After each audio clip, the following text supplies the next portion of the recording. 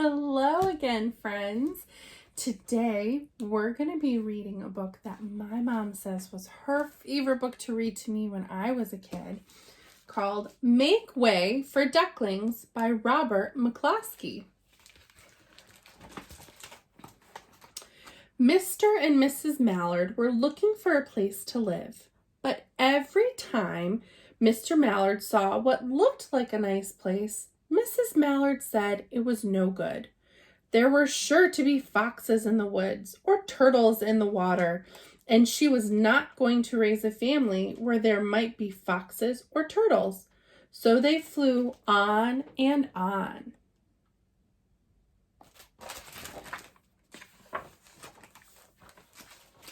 When they got to Boston, they felt too tired to fly any further. There was a nice pond in the public garden with a little island on it. The very place to spend the night, quacked Mr. Mallard. So down they flapped.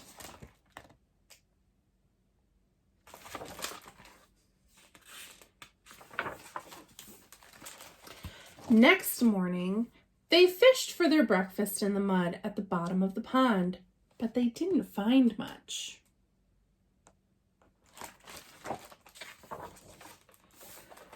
Just as they were getting ready to start on their way, a strange, enormous bird came by. It was pushing a boat full of people, and there was a man sitting on its back. "Good morning," quacked Mr. Mallard, being polite. The big bird was too proud to answer, but the people in the boat threw peanuts into the water, so the Mallards followed them all around the pond and got another breakfast, better than the first.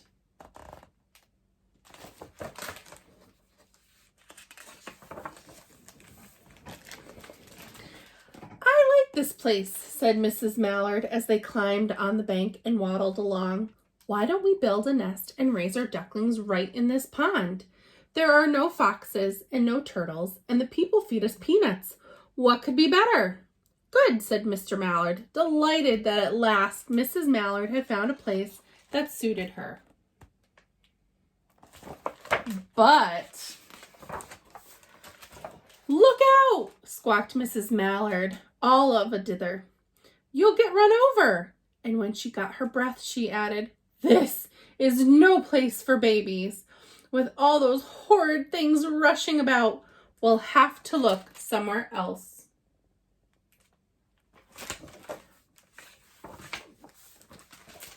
So they flew over Beacon Hill and round the State House, but there was no place there.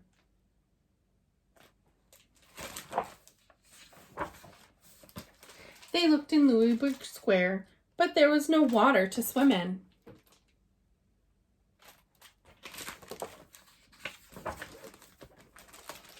Then they flew over the Charles River. "This is better," quacked Mrs. Mallard. "That island looks like a nice quiet place, and it's only a little way from the public garden." "Yes," said Mrs. Mallard, remembering the peanuts. "That looks like just the right place to hatch ducklings."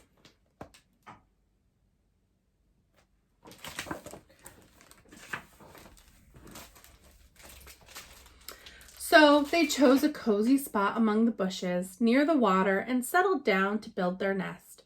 And only just in time, for now they were beginning to molt. All their old wing feathers started to drop out, and they would not be able to fly again until the new ones grew in.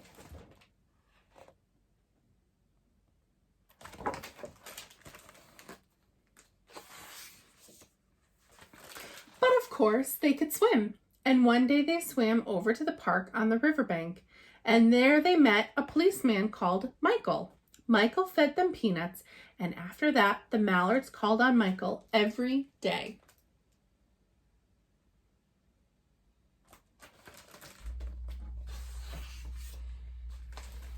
After Mrs. Mallard had laid 8 eggs in the nest, she couldn't go visit Michael anymore because she had to sit on the eggs to keep them warm. She moved off the nest only to get a drink of water or to have her lunch or to count the eggs and make sure they were all there.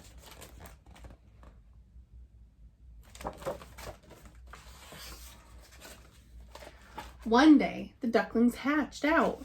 First came Jack, then Cack, and then Lack, then Mack, and Knack, Oack, and Pack, and Quack. Mr. and Mrs. Mallard were bursting with pride.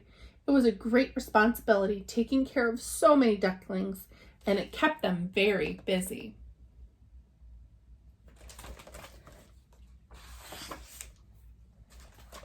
One day, Mr. Mallard decided to take a trip to see what the rest of the river was like further on. So off he set. I'll meet you in a week in the public garden, he quacked over his shoulder.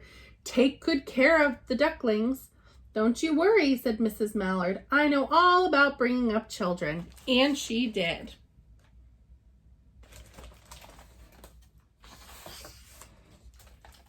She taught them how to swim and dive.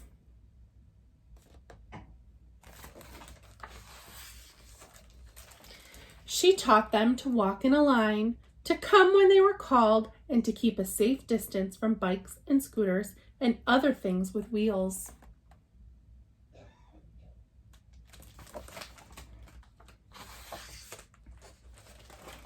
When at last she felt perfectly satisfied with them, she said one morning, "Come along, children, follow me."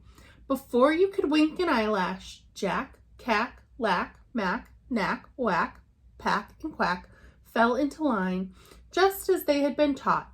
Mrs. Mallard led the way to the water, and they swam behind her to the opposite bank.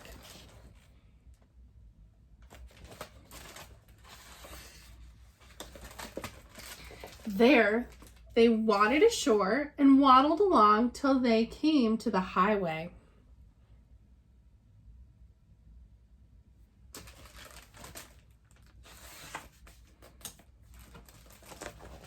Mrs. Mallard stepped out to cross the road. Honk, honk, went the horns on the speeding cars.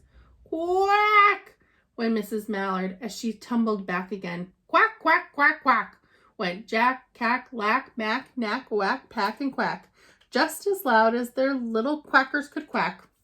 The cars kept speeding by and honking, and Mrs. Mallard and the ducklings kept right on quack, quack, quacking.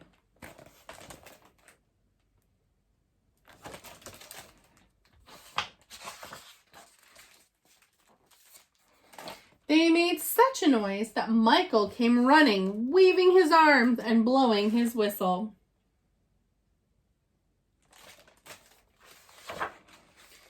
He planted himself in the center of the road, raised one hand to stop the traffic, and then beckoned with the other, the way policemen do, for Mrs. Mallard to cross over.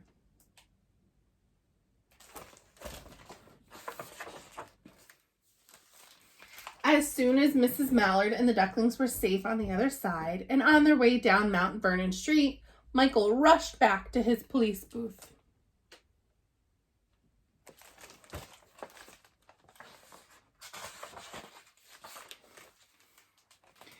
He called Clancy at headquarters and said, "There's a family of ducks walking down the street." Clancy said, "Family of what?"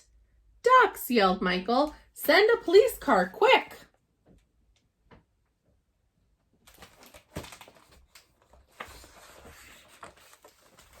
Meanwhile, Mrs. Mallard had reached the corner bookshop and turned into Charles Street, with Jack, Cack, Lack, Mack, Knack, Whack, Pack, and Quack all marching in line behind her.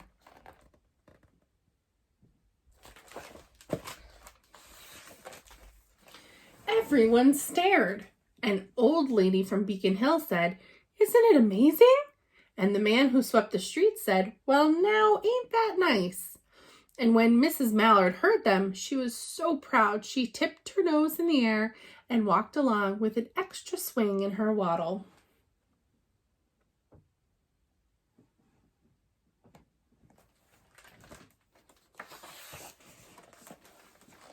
When they came to the corner of Beacon Street, there was the police car with 4 policemen that Clancy had sent from headquarters. The policemen held back the traffic so Mrs. Mallard and the ducklings could march across the street.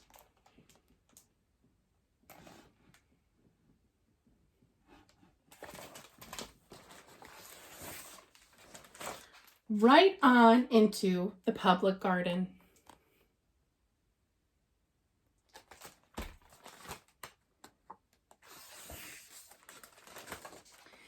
Inside the gate, they all turned round to say thank you to the policeman. The policeman smiled and waved goodbye.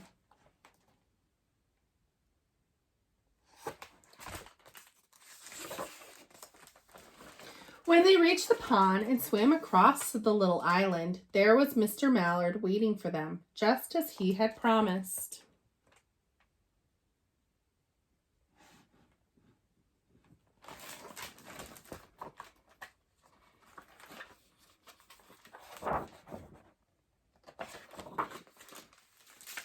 The ducklings liked the new island so much that they decided to live there. All day long, they would follow the swan boats and eat peanuts.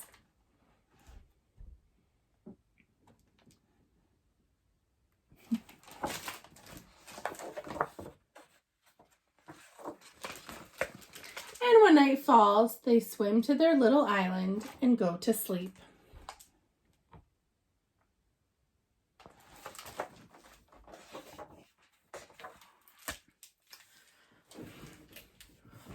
So, have you ever seen a bunch of ducks walking in the street?